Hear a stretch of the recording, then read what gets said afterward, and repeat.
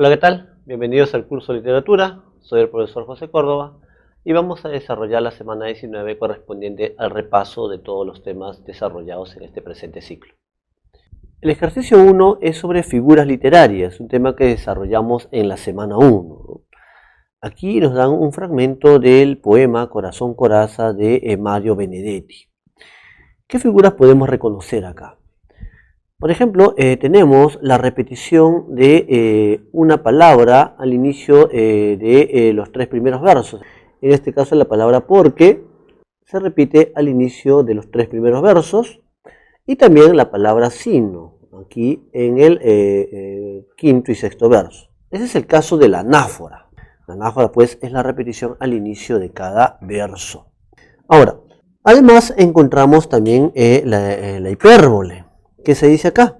Y peor que muero si no te miro, amor. Está exagerando el hecho de que si no la ve a su amada, dice, se va a morir. Dice. Entonces hay una exageración y eso es la hipérbole. ¿Muy bien? Entonces, en ese sentido, la clave, la respuesta sería la A.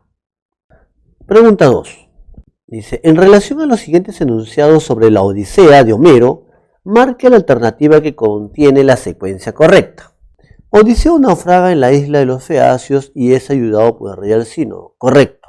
¿No? Recuerden que es en esta isla donde él va a narrar todas sus aventuras desde que salió de Troya hasta que llegó como único sobreviviente a la isla de Calipso. ¿No? Entonces, este enunciado es verdadero. Al ingerir la flor de loto, los navegantes son transformados en animales. Una de las aventuras que narra Odiseo en el palacio del rey Alcino se refiere a los lotófagos. Si comías esta flor, como le ocurrió a unos tripulantes de Odiseo, perdías la memoria, ya no querías regresar a la patria, perdías la memoria por la familia. Entonces, este enunciado es falso. Ellos serán transformados en animales, la tripulación, cuando lleguen a la isla de Circe, esa hechicera. El héroe se enfrenta al cíclope Polifemo y lo vence con una treta, verdadero. Va a vencer a Polifemo cuando le diga que se llama nadie y luego lo deje ciego, ¿verdad? Así Odiseo y sus hombres pueden escapar. Con la protección de la diosa Afrodita, Odiseo derrota a los pretendientes. En la Odisea, el héroe tiene como diosa protectora a Atenea, la diosa de la sabiduría, que protege justamente al astuto, ¿verdad? Por eso este enunciado es falso. No se olviden, ¿no? Pertenece a la especie epopeya, está dividida en 24 cantos, uso del hexámetro como rasgos formales, ¿verdad? El epíteto es la figura literaria principal. Además del retorno de Odiseo a su patria, tenemos el amor a la familia también, ¿verdad? Y no se olviden que, comienza con una reunión de dioses en Olimpo, donde Atenea intercede para que Zeus dé la orden para la liberación de este héroe, ¿verdad? Y finaliza con la venganza sobre los pretendientes y luego con la reconciliación con su esposa y con su pueblo. Bien, esos son datos a tomar en cuenta sobre esta famosa epopeya. Entonces, en este caso, la clave sería la alternativa D. ¿Verdadero o falso? Verdadero o falso. Ejercicio 3. Si durante los orígenes de la tragedia griega no se hubiera destacado del grupo coral, entonces el actor no habría aparecido en el teatro clásico. El requisito para que el actor aparezca en el teatro es que primero haya existido el corifeo. ¿Y quién es el corifeo? Era el director o solista que dirigía a los integrantes del coro, o sea, a los coreutas. Bien, en ese sentido, entonces la clave sería la B, un solista que contestara en forma épica o lírica al coro. No olvidarse de estos conceptos que son claves, ¿no? Concepto ditirambo, que es este canto coral en honor a Dionisos, ese es el origen de la tragedia y también de la comedia, ¿no? El concepto coreutas, los integrantes del coro, son el séquito que acompaña a Dionisos. El corifeo, que es el director solista, que dio origen o dio paso al primer actor. El concepto corega, que es el ciudadano rico que asume los gastos de la representación. Y el concepto catarsis, ¿no?, que es la finalidad de la tragedia, según Aristóteles. Estos sentimientos, esta descarga, esta purificación de las pasiones mediante compasión y temor. Bien, ejercicio 4. Dice, marca la opción que completa correctamente el siguiente enunciado sobre Edipo Rey de Sófocles. Al final de esta tragedia, el héroe se arranca los ojos. De ese modo, la ceguera física viene a representar la adquisición de la sabiduría, dado que, claro, al final la ceguera de Edipo simboliza cómo este personaje adquiere la sabiduría, debido a que, en este caso, la visión interior se revela como la auténtica y la visión externa es falsa. Lo que busca Edipo es el autoconocimiento y eso es la adquisición de la sabiduría. Entonces la respuesta sería la E. La visión auténtica y verdadera es la interior. En Edipo Rey no se olviden que esta tragedia tiene como único escenario el frontis del palacio de Tebas. El tema pues es el destino como una fuerza inevitable. También al final se puede apreciar pues la incertidumbre del destino humano, que tiene que ver con la caída de Edipo desde la posición más alta, ¿verdad?, del poder. Ejercicio 5. En Divina Comedia, Dante Alighieri pretende reformar la sociedad corrupta. Para ello, en primer lugar, busca impactar en el ánimo de los lectores, mostrando, claro, uno de los propósitos del autor fue, digamos, reformar una sociedad que él consideraba anárquica, plagada de corrupción, de una serie de males. Para ello, justamente, busca, dice, causar un efecto en el ánimo de los lectores. ¿Y cómo lo logra? Mostrándonos las consecuencias del error, justamente, las consecuencias del pecado. Los que no se arrepintieron en el infierno, los que se arrepintieron y tienen la esperanza de salvación, nos muestra justamente en el purgatorio, y los que llevaron pues una vida virtuosa, ¿verdad?, los muestra o los pone pues en el paraíso. Entonces, en este caso la clave sería la D. De esa manera busca impactar en el ánimo de los lectores. No se olviden, la Divina Comedia pertenece al género épico, su especie es un poema épico alegórico. Aquí el rasgo esencial es este carácter alegórico, es decir, utiliza símbolos para transmitir ideas religiosas sobre todo, ¿verdad?, ya que el símbolo más recurrente es el número 3, que se relaciona con la Santísima Trinidad, con Dios, ¿verdad? También hace uso de otros símbolos, ¿no? La selva oscura, por ejemplo, representa el pecado, el vicio. Las fieras son las pasiones humanas. Recordar pues que, el peor de los pecados que se castiga en el infierno es la traición. El primer guía va a ser Virgilio, que simboliza la razón humana. Su segundo guía va a ser Beatriz, ¿no?, que representa la fe, la gracia divina. Y la obra culmina con la contemplación de Dios por parte de Dante, ¿no?, es decir, con la purificación de sus errores. 6. En Romeo y Julieta de Shakespeare, el protagonista desconoce que su amada ha fingido su muerte. Este hecho traerá como consecuencia que Romeo, muy bien, al desconocer entonces que su amada pues ha fingido su muerte, la consecuencia será pues que Romeo regrese a Mantua, regrese a Verona. Él estaba desterrado en Mantua, ¿verdad? Va a regresar a Verona, se va directamente al cementerio, ¿verdad? Ahí encuentra al conde Paris, pelean o discuten y lo mata al conde Paris, y luego, estando frente al cuerpo de Julieta, se suicida con un veneno. Y luego ya cuando Julieta despierta, ella se va a suicidar con una daga. Entonces, la respuesta para la 6 sería, esto traerá como consecuencia que Romeo se suicide junto a su amada, al lado entonces de Julieta. No se olvide que Shakespeare es un autor de transición, ya entre el Renacimiento y el Barroco. Incluso sus obras teatrales ya son plenamente barrocas, ¿no?, un lenguaje elaborado, ¿verdad?, la presencia de oposiciones, entre otros. Esta tragedia está dividida en 5 actos, ambientada en Verona. No se olviden que Romeo pertenece a los Montesco y Julieta a los Capuleto. Es Fray Lorenzo quien los casa en secreto. El motivo del destierro de Romeo es haber matado pues, al primo de Julieta, Tebaldo. Julieta busca evitar la boda con el conde Paris justamente fingiendo su muerte. Esta idea pues se la propuso Fray Lorenzo. Y al final se produce la reconciliación de los enemigos, cuando ya han muerto pues estos jóvenes. Ejercicio 7. Tenemos un fragmento de la novela Eugenia Grandet de Balzac. Dice la pregunta: ¿qué características del realismo puede observarse? Muy bien.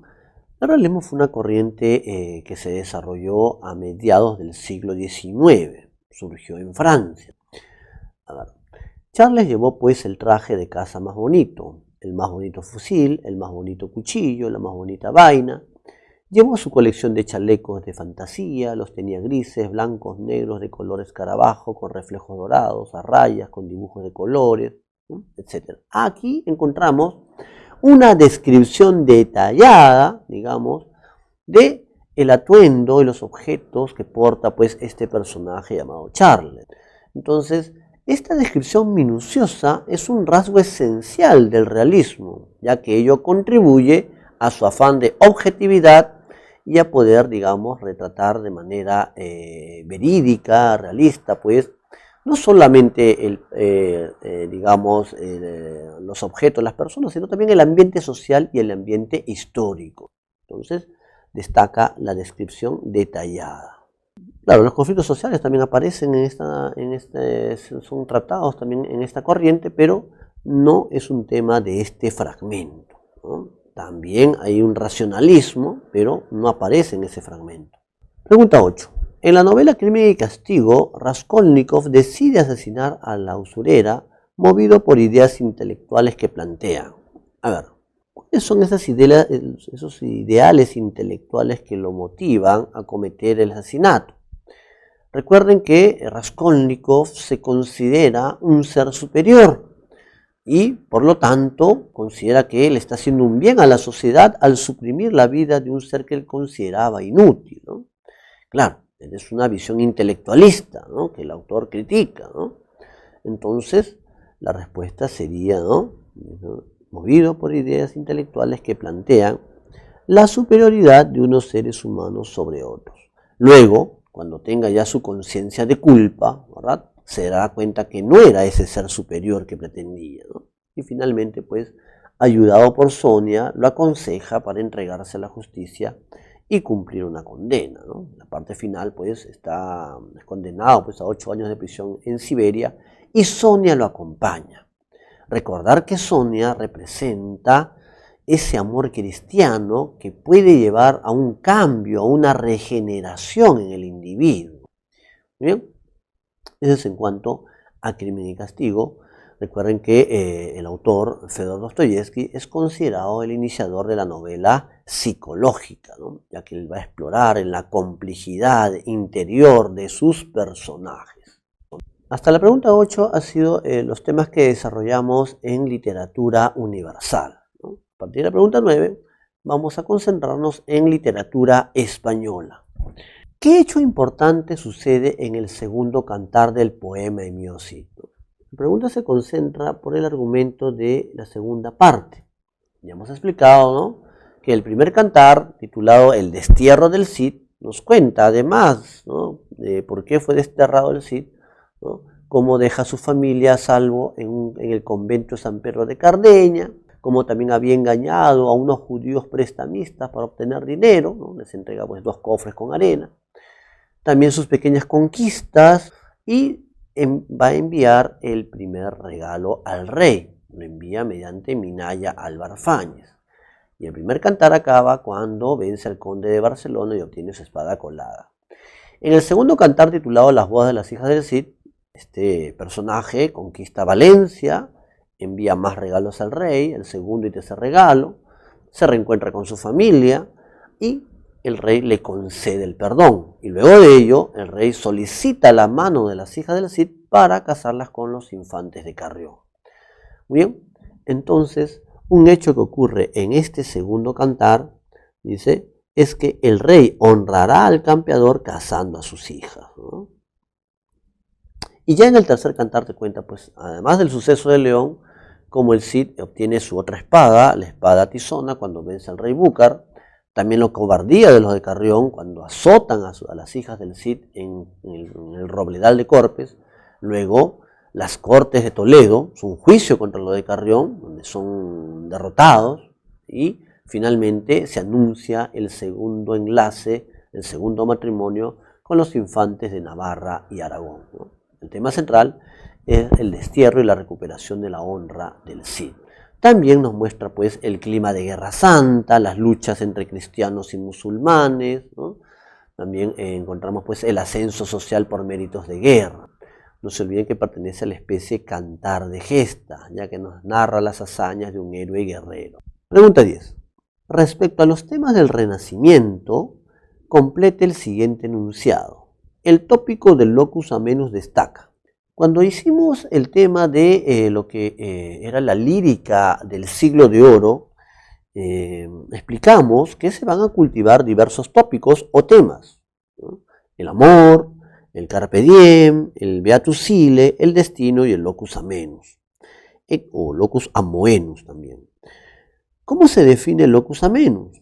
Es el paisaje armónico, idealizado, pleno de belleza, ¿no? Entonces, la clave sería la D, ¿no? La vida pasible del pastor se refiere al beatus sile. Tengan cuidado que a veces suele haber confusiones entre beatus sile y locus amenus. Si bien ambos se relacionan al campo, al paisaje, ¿no? El beatus sile lo que te propone es un contraste.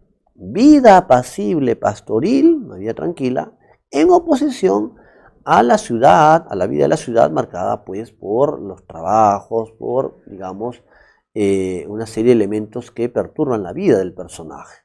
¿Sí? Muy bien, el equilibrio del universo está relacionado al amor. Recuerden que el tópico del amor es que lleva a equilibrio siempre y cuando sea correspondido. Ejercicio 11. Marque la alternativa que contiene una característica de la novela picaresca presente en el Lazarillo de Tormes. Muy bien. Recuerden el carácter autobiográfico, el uso de la primera persona, ¿no? El pícaro como antihéroe, no el héroe, es el antihéroe porque el pícaro es alguien que se dedica pues a engañar, a mentir, a estafar, ¿no? Una serie de antivalores. El carácter realista, ¿no? La tendencia a la sátira, a la burla, ¿no? Cómo se burla de los clérigos, de la honra, entre otros aspectos, ¿no? Carece de unidad argumental sólida, la novela picaresca, apela a una estructura sencilla, con un lenguaje también popular, ¿no? Entonces, en este caso, la característica que está presente acá, dice, evidencia la falta de unidad argumental, la A. No puede ser la B porque dice que el protagonista es un héroe, ¿no? El pícaro es un antihéroe. Dice, se critica a la burguesía y la nobleza. Básicamente, la obra critica al clero, ¿no? Y, digamos, las falsas apariencias. Dice, presenta episodios de fantasía, falso. Tiene un carácter realista, más bien la novela picaresca, ¿no? Resalta la sinceridad de la vocación religiosa. Hay una crítica, más bien, a muchos integrantes de, digamos, del clero, ¿no? Entonces la clave sigue siendo la A. Ejercicio 12. Hay que completar el enunciado. El teatro del siglo de oro español tiene como una de sus máximas exponentes, bueno, debe decir uno de sus máximos exponentes, a Pedro Calderón de la Barca. Su obra cumbre, La vida y sueño, hay que completar ese enunciado entonces. Muy bien, Calderón de la Barca es representante del teatro barroco del siglo de oro. Recuerden que su teatro tiene un carácter alegórico, ¿no? Busca la meditación, la reflexión, la perfección formal, ¿no? Además, utiliza también un lenguaje culto, ¿no? Un lenguaje pues erudito, ¿no? La vida de sueño a nivel formal, ¿no? Está escrita en verso, ¿no? Con este lenguaje culterano. Entonces encontramos aquí ya la respuesta. Está compuesta en verso y es de estilo barroco justamente. El barroco por el uso de los opuestos, ¿verdad? Aquí la vida o la existencia humana entre la vida y el sueño, o sea, la ficción, y el uso del verso. Dice, ¿es protagonizado por un prisionero de guerra? No, Segismundo está prisionero por culpa de un vaticinio. ¿Es una tragedia? Falso, no es una tragedia, ¿no? Es un drama filosófico, aunque en la época se llamaba comedia la obra teatral en general. Critica a la controvertida contrarreforma católica, no la critica, al contrario. Calderón de la Barca nos expone la contrarreforma, él es un representante de la contrarreforma en España. Es una comedia cuyo lenguaje en prosa es culto, no utiliza la prosa, utiliza el verso. Ejercicio 13. Con respecto a la novela El Quijote de Cervantes, marque la opción que completa correctamente el siguiente enunciado.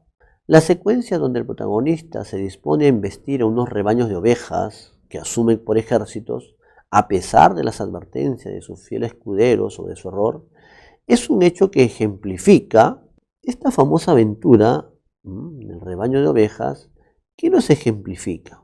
El Quijote cree que son ejércitos. Sancho le advierte que son unos rebaños pues, de carneros, de ovejas. Esto ejemplifica pues la locura del Quijote, ¿verdad? Que vive pues en el mundo del idealismo, ¿no?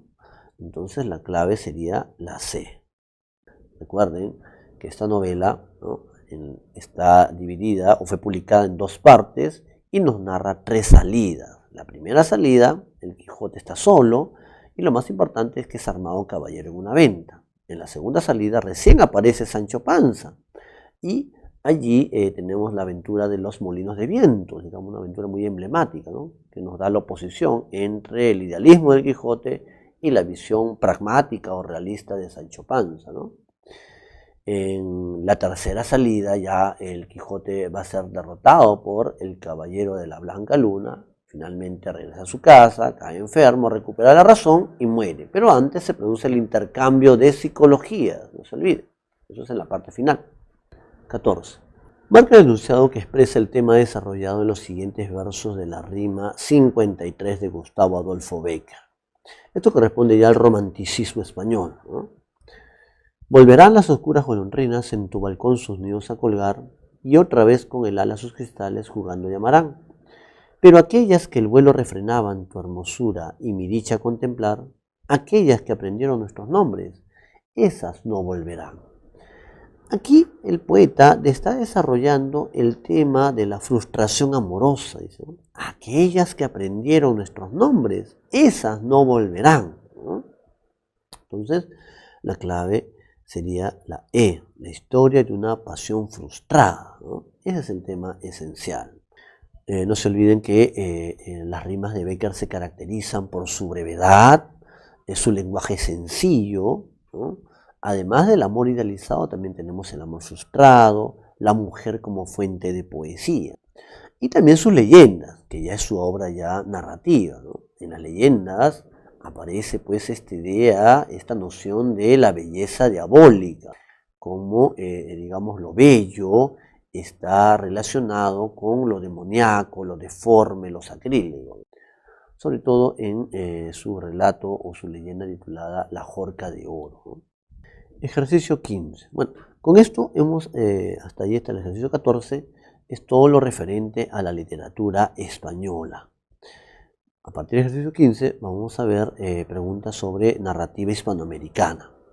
La característica del modernismo hispanoamericano, que consiste en la conjunción y asimilación de diversos aportes literarios provenientes de Europa y Norteamérica, se denomina.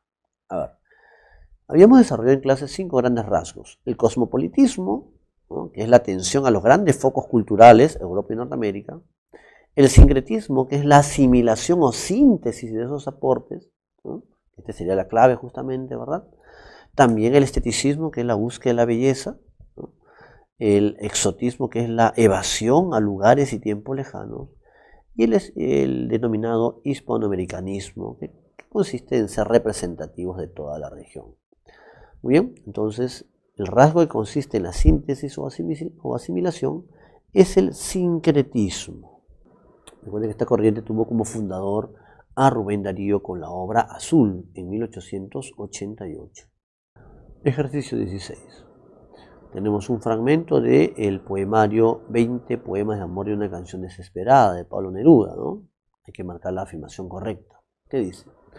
Ah, vastedad de pinos, rumor de olas quebrándose, lento juego de luces, campana solitaria, crepúsculo cayendo en tus ojos, muñeca, caracola terrestre, en ti la tierra canta. Muy bien, se está dirigiendo a su amada y le llama caracola terrestre, ¿no? Que en ti la tierra canta. Aquí está presente un tema que va a plantear el autor en este libro, ¿no? La mujer como imagen de la naturaleza, ¿no? El cuerpo femenino asociado a la naturaleza, porque mediante ello, digamos que el poeta pretende recuperar el vínculo armonioso del hombre justamente con la naturaleza. Bien, entonces la clave será la D. La mujer aparece como imagen de la naturaleza, ¿no?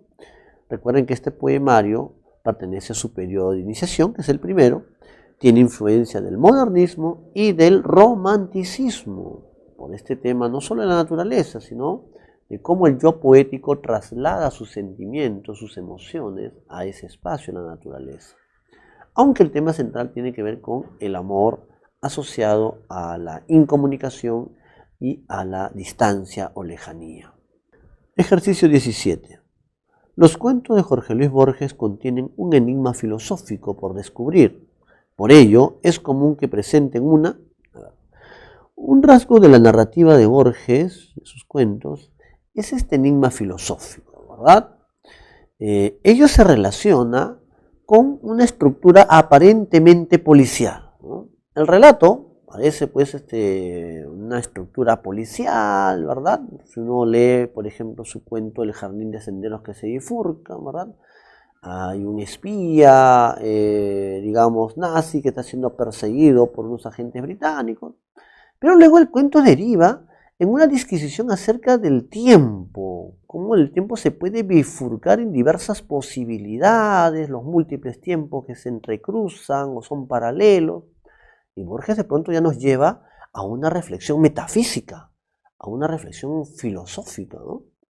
Entonces, este enigma filosófico, dice, es común que presenten una estructura aparentemente policial, ¿correcto? No se olviden también que en Borges hay una tendencia a lo fantástico. Para él también la realidad sería una apariencia más, ¿no? Esta ambigüedad entre realidad y ficción también es constante en Borges.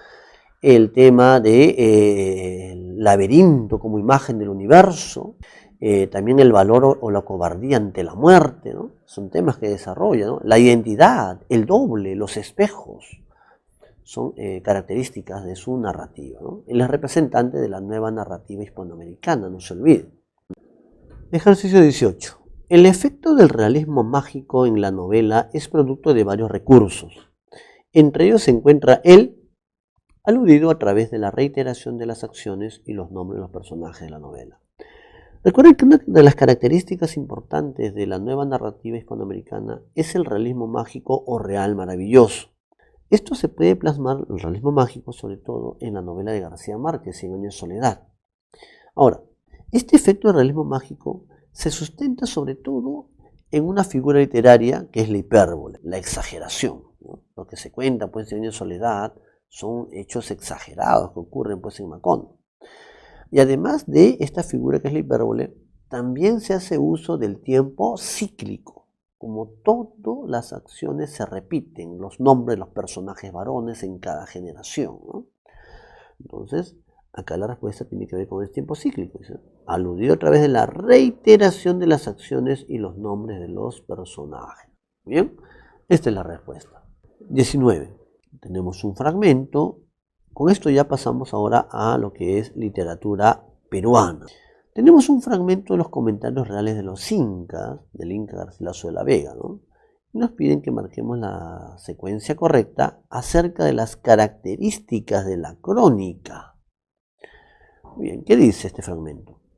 Yo soy testigo de haber oído más de una vez a mi padre y a sus contemporáneos cotejando las dos repúblicas, México y Perú, hablando en este particular de los sacrificios de hombres y del comer carne humana, que loaban tanto a los incas del Perú, porque no los tuvieron ni consintieron, cuanto abominaban a los de México, porque lo uno y lo otro se hizo dentro y fuera de aquella ciudad. Lo cual yo creo para mí, porque en mi tierra y en España lo he oído a caballeros fidedignos que lo han hablado con mucha certificación. Nos habla pues de estos dos imperios, como se dieron acá ante los españoles, ¿verdad? El imperio incaico y también en Centroamérica, lo que fue pues México, sus costumbres. Muy bien, es una versión directa, pues describe costumbres del Perú preincaico. A ver, una de las características de la crónica es la versión directa, es decir, el cronista se pone como testigo de los acontecimientos, como partícipe, como protagonista. Hasta aquí es correcto, pero lo que nos está narrando no corresponde a la época preincaica. Entonces, esto lo anula. Falso. ¿Prevalece en sus líneas el carácter testimonial del cronista mestizo? Correcto. Nos dice pues que él es testigo justamente de lo que está narrando. Y efectivamente, el Inca Garcilaso es un cronista mestizo. En cambio, Felipe Guzmán Poma de Ayala es un cronista indígena, ¿no? Guzmán Poma es autor pues, de la Nueva Colonia y Buen Gobierno, que también desarrollamos en clase, ¿no? Entonces, esto es verdadero. Por su estilo, es considerado una crónica primitiva o de la soldadesca. Falso. Claro, las primeras crónicas que se dieron con la conquista fueron hechas por soldados, son crónicas de un estilo rudimentario, nos muestran una imagen pues negativa acerca de nuestras culturas. Pero a medida que se va avanzando la conquista, ya aparecen crónicas con un estilo más pulido, ya hay un interés por describir, por dar, digamos, comparaciones, digamos, por dar opiniones acerca de la realidad que se estaba descubriendo. Entonces, este enunciado es falso. Asume una dimensión histórica debido a que expresa una visión crítica. La crónica carece de visión crítica, ya que es una visión de parte, en este caso, del cronista, en este caso del testigo de los hechos. Esto es falso. Entonces, la secuencia sería falso, verdadero, falso, falso. Clave, la B. Ejercicio 20. Tenemos un fragmento de la obra Ollantay. Dice, el fragmento citado revela contundentemente, ¿no? ¿Qué nos revela? A ver. Aquí tenemos el parlamento de Tupac Yupanqui, que en la obra representa el Inca generoso, no se olviden, ¿no? El que va a perdonar a Ollantay. Se está dirigiendo a alguien y le dice, Rumiñahui, basta, yo doy la libertad a estos cautivos, os podéis alejar de mi presencia, la muerte merecéis, yo os dejo vivos. Está perdonando a Ollantay y a sus principales generales, ¿no? Quiero usar con vosotros de clemencia, y esta vez perdonaros, y otra siento, y la ambición que os ofuscó traidora relegar al olvido. Es el momento, como el ciervo en los bosques, huid ahora. Bien, en este fragmento el Inca está mostrando su generosidad al perdonar a este rebelde, ¿no? Entonces hay una postura magnánima, perdonadora, en el caso de Tupac Yupanqui, que contrasta pues con la de su padre, el Inca Pachacute, que era la postura autoritaria. Bien, entonces la clave sería la A. 21. Tenemos un fragmento del Yaraví 9 de Mariano Melgar. Dice, se puede afirmar que el autor, con que al fin habéis tomado la fatal resolución de abandonarme, al rigor de tus crueldades, al tormento más atroz quieres matarme.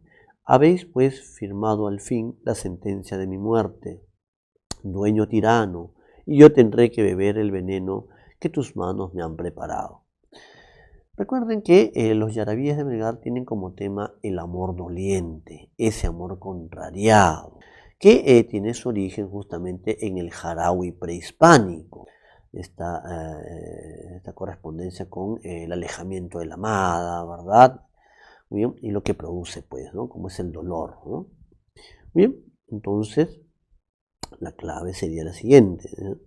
Expresa el tema del amor doliente por influencia del Jaraui prehispánico.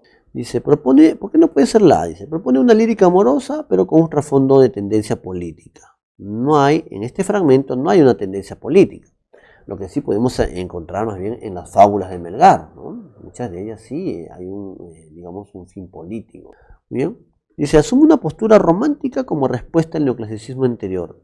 En este fragmento no aparece una referencia a una oposición al neoclasicismo, que es el uso de la razón, el carácter pues didáctico de las obras, ¿no? Aparece eso de ahí.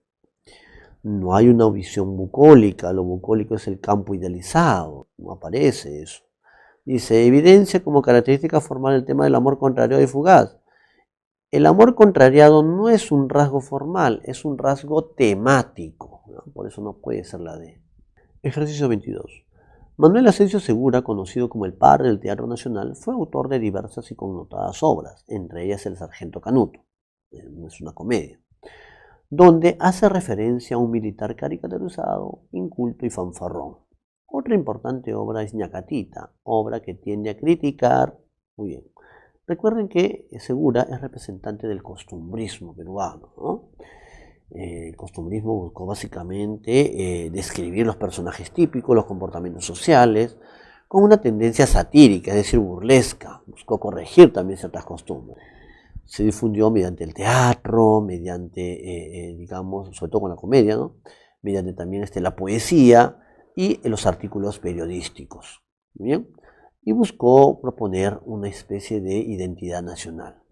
Muy bien, El Sargento Canuto es una comedia, ¿no? Por si acaso, ¿no? Una comedia del siglo XIX. Muy bien. Y en Ñacatita, en esta obra, el autor critica justamente el matrimonio concertado por la madre. Recuerden el argumento.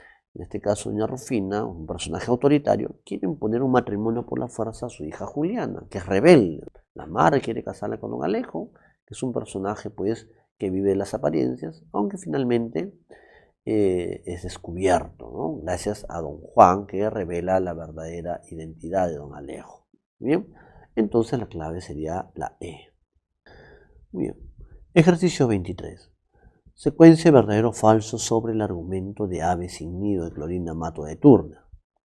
Recuerden que ella es representante del realismo peruano, ¿no? El realismo peruano buscó básicamente concentrarse en los temas sociales. La defensa del indio también ya se da con ellos, ¿no? El nacionalismo agresivo, tiene un carácter objetivo, rechazo a la visión romántica, a la visión intimista, ¿no? Son sus principales rasgos. Y buscó también la renovación del país. A ver, sobre el argumento de Ave sin nido. Las acciones de la novela se desarrollan en el pueblo andino de Raurac, falso, en el pueblo de Quillac. Raurac más bien es escenario del cuento Ángelo Concate de Rivera Martínez que hemos desarrollado en la última semana. Los esposos Marín son acusados falsamente de haber robado unas joyas. Correcto, es verdadero. Es el motivo por el cual el pueblo, engañado por las autoridades que odian a los Marín, buscaron matarlos, ¿no? Pero fueron salvados por la familia Yupanqui. Los Yupanqui, a la muerte, aquí decía la muerte de los Marín, me ha faltado ¿no? A la muerte de los Marín, adoptan a Margarita y Rosalía. Falso, es todo lo contrario. Los Yupanqui mueren y la familia Marín se hace cargo de estas dos muchachas. Manuel descubre que Carlota es su hermana e hija del cura del pueblo. Margarita. Entonces acá es falso. Al final este amor no se puede realizar porque se descubre que son hermanos, ¿no? Ella era hija entonces del cura del pueblo y también Manuel. Se había abusado justamente de ambas madres, ¿no? Bien, entonces la secuencia sería falso, verdadero, falso, falso. Clave la A. Recuerden que en esta novela subyace una visión paternalista, ¿no? La defensa del indio pasa por, digamos, el amparo de los criollos ilustrados. Ejercicio 24. Hay que completar el enunciado, dice. Ave sin nido tiene la virtud de mostrar por primera vez al indio en su orfandad, o sea, en su desamparo, ¿no? No solo como un personaje decorativo, sino como un ser vivo y humillado. No obstante, presenta una visión paternalista, justamente lo que comentábamos hace un momento, ¿no? ¿Debido a qué? Esta visión paternalista es la visión proteccionista, ¿no? Lo encarnan los esposos Marín justamente en esta novela. ¿Y quiénes son los Marín? Llegan aquí, ya pues son unos foráneos, son unos criollos de buen corazón, ilustrados, que van a proteger al indio. Entonces, una versión paternalista debido a que la redención de los indios requiere la protección de los blancos, ¿no? Esa es la propuesta de la autora, ¿no? Ejercicio 25. Secuencia verdadero o falso sobre las características del realismo peruano. Rechazo al intimismo y preferencia por la objetividad, verdadero. Mirada subjetiva sobre el pasado exótico histórico, su mirada no puede ser subjetiva, eso sería ser romántico, falso. Hay un propósito moral y social para transmitir ideas, correcto. El compromiso del escritor con su sociedad, con sus problemas y proponer ideas de cambio. Se prefieren temas sociales buscando renovar el país, justamente, es uno de los propósitos de esta corriente, ¿no? Recuerden la famosa frase pues, de González Prada, los viejos a la tumba, los jóvenes a la obra. Entonces, verdadero, ¿no? La secuencia sería verdadero, falso, verdadero, verdadero. ¿Mm? Clave, dedo. Ejercicio 26, ¿no? Tenemos un fragmento aquí del poema Sabiduría de Alberto Hidalgo. Alberto Hidalgo es representante de la vanguardia peruana, ¿no? Este fragmento pertenece a su poemario Química del Espíritu. La pregunta es, ¿qué característica del vanguardismo peruano encontramos? ¿Bien? Poema Sabiduría. Aquí lo que podemos apreciar es cómo hay un tratamiento, digamos, original del espacio en blanco. Eso es un rasgo vanguardista, ¿verdad? Digamos, como hay un uso creativo ahora del nivel espacial, ¿no? Entonces, clave sería la D. La conciencia de vivir en una sociedad tecnológica también es característica de la vanguardia, pero no aparece aquí en estos versos. El alejamiento del modelo realista del semántico también, pero no forma parte del contenido de estos versos, ¿no? También el mundo del inconsciente, pero nos piden sobre este fragmento. 27. Tenemos un fragmento de la novela Los ríos profundos de Argueda. La pregunta dice, se pone en evidencia, hay que completar el enunciado. Dice, la peste estaría en ese instante aterida por la oración de los indios, por los cantos y la onda final de los jarauis que habrían penetrado a las rocas, que habrían alcanzado hasta la raíz más pequeña de los árboles, ¿no? Esto corresponde casi a la parte final, cuando llega una peste de tifus a Bancay, muy bien, y cierran el internado y los colonos se rebelan para obligar al cura a hacer misas, porque en su visión animista, mágica, consideran que la peste es un ser viviente y se le puede derrotar mediante estas misas. Y el niño Ernesto apoya, ya que él está asimilado completamente a estas creencias. Entonces, la respuesta sería, ¿no? Se pone en evidencia la identificación del narrador con la naturaleza y las creencias andinas, ¿no? En esta visión animista que se está narrando. No puede ser el desarraigo, ¿no? Porque el contacto con el mundo andino no le produce desarraigo. Al contrario, cuando está en el internado, ahí sí, el niño Ernesto se siente desarraigado porque está fuera de contacto con lo que tanto ama, la naturaleza andina y sus tradiciones culturales. 28. Marque la alternativa que completa correctamente el siguiente enunciado sobre Ribeiro, sobre su narrativa.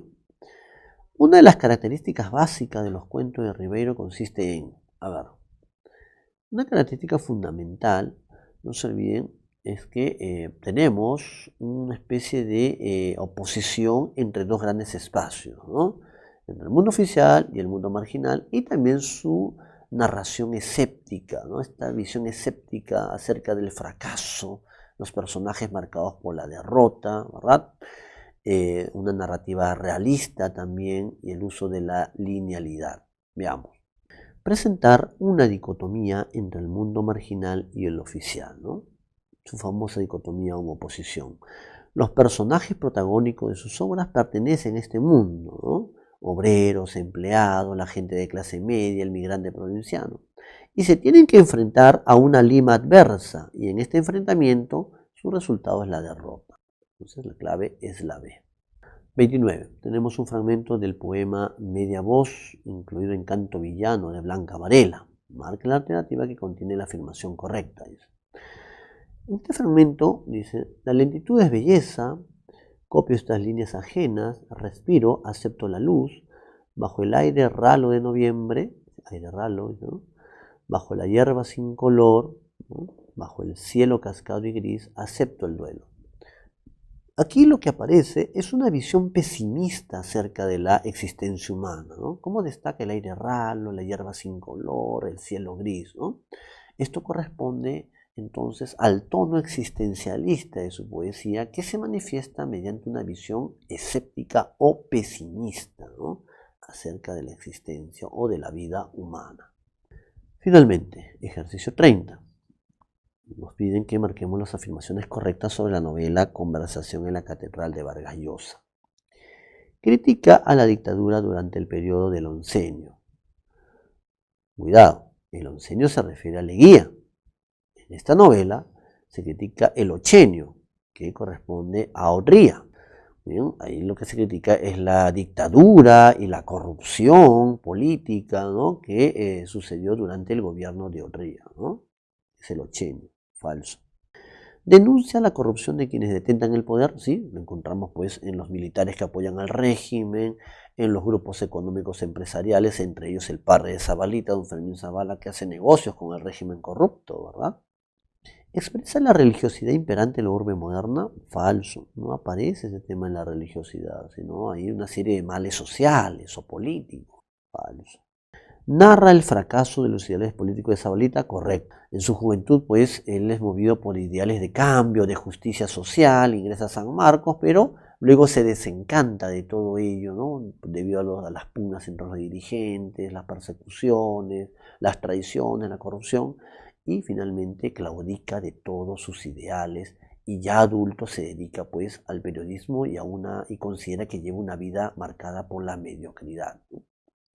Bien, entonces los enunciados correctos que nos piden serían el 2 y el 4. La clave sería la A. Bien, eso ha sido todo por este presente ciclo. Les deseo los mejores éxitos en sus aspiraciones acerca de ingresar a la Decana de América. Y si en caso, digamos, no pueden conseguirlo, sigan persistiendo, digamos, en sus objetivos, ¿no? Entonces, les deseo lo mejor y nos estaremos viendo en una pronta sesión.